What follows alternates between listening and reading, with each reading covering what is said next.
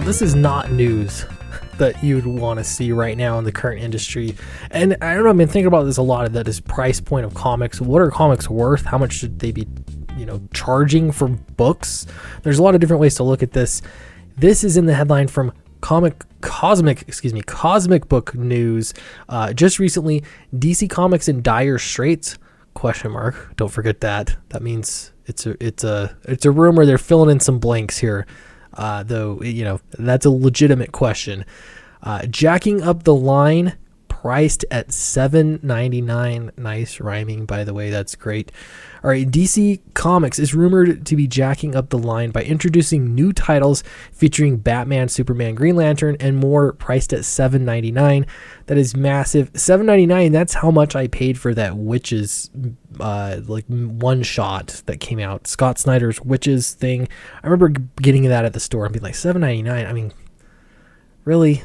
I don't want to pay $7.99. All right, the article continues. Well, okay, so I'm wondering too, what's the page count?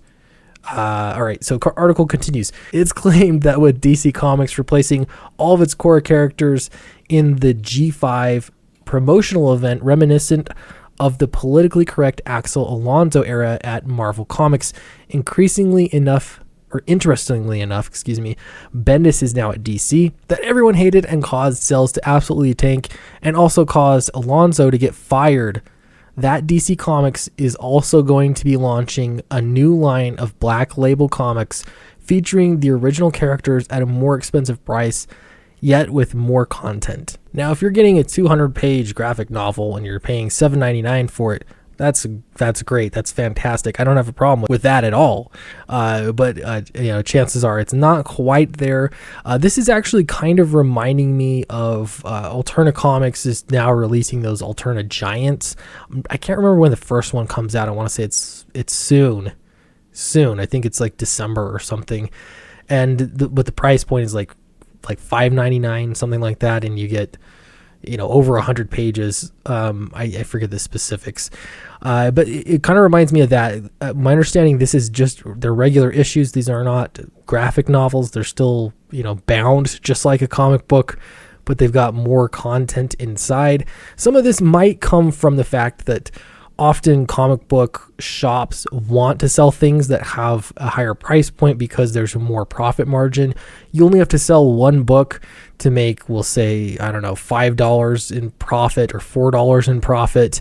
Whereas if you're selling something cheaper, you're going to have to sell, 10 of those books or whatever to get the kind of price that you're looking for, the kind of profit you're looking for, rather. So I think you get where I'm coming from here. This is a deliberate strategy that kind of flies in the face of what comic fans have been asking for.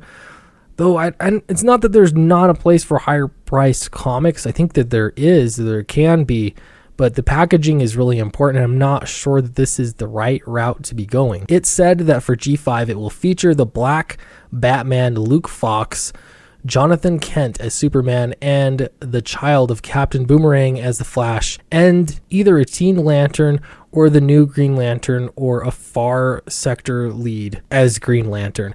So a lot of these rumors are really changing characters for some reason. I'm not sure why that's a good idea, and also to be charging more money for those characters. But that is apparently the rumor that is going out right now. All right, so DC Comics Black Label will cost more, featuring original characters. I don't know if original is the right word, if they're actually derivative characters. I'm not entirely sure what they count as original characters or not.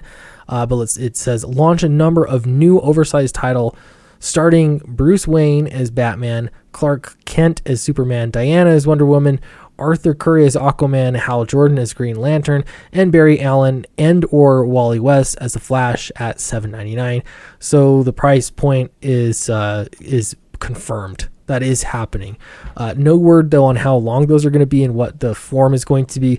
I've heard of them doing the thicker covers for some of their books, and they're wanting to charge a premium for those kinds of things. Again, I don't necessarily know if there's something bad with having a premium product. I'm just not sure it's the answer. I got to tell you, I got that it's not new, but it's new to me. I got the Hellboy Library Edition, and I really, really enjoyed those oversized pages and just the well-made book. It's tons of pages. It's been really, really fun to read through. I'm about finished with it, so I went ahead and ordered the next one, so I'll have the second library edition. I'm just going to continue it. It's been great. And so I do think that there's definitely a place for more premium comics. If you've never purchased any kind of comic in some kind of premium format, I would suggest doing it at least once just to see what you think. But I'm actually, if I think about it, it really depends on what it is. If I'm wanting to give something new a try, chances are I don't really want to spend a lot of money on it. I'd rather get the most bang for my buck to try it out. It's a less risk. And if you genuinely like something, if I really dig the art, like the story, having something more premium is great. But this feels really like it's somewhere in between. It's not really the quick, cheap throwaway kind of thing, I guess, depending on who you are. $7.99 might not be bad if you're just getting one book, but who wants to just get one book? If you're getting several books, that could actually become a pretty big burden for just a thick floppy that you're going to bag and board and put away, when you could spend $10 or $15 on, some kind of combined trade paperback that has more pages. I don't know. I'm just not sure I'm on board with this idea. And a lot of people are worried apparently too. I think there's bigger problems besides just this, but it is kind of interesting to see the maneuvering that's happening in DC Comics. They've been the only publisher, it seems like, that has been reacting to the market and trying to make adjustments. Marvel Comics is just full steam ahead, so I don't know what we'll see from them. So thanks for watching. Really appreciate it. Don't forget to like and subscribe. That really, really helps my channel out. And I've got to tell you, Downcast 2, we're getting really geared up to ship out the first one. It's at the printer right now. They're working on the foil stamping and a lot of the great stuff for the covers. So once I get that book back, we're going to ship it out, and I'm gearing up for the next campaign. So if you want to get the secret perk, trust me, it is going to be worth it. You can join my mailing list down in the description below on this video, and I promise not to spam you. I'm just going to send out an email with your link to the secret perk when the campaign launches, and you can get, again, more bang for your buck, a premium item for less money. So you can't complain there. So thanks very much, and I'll see you next time.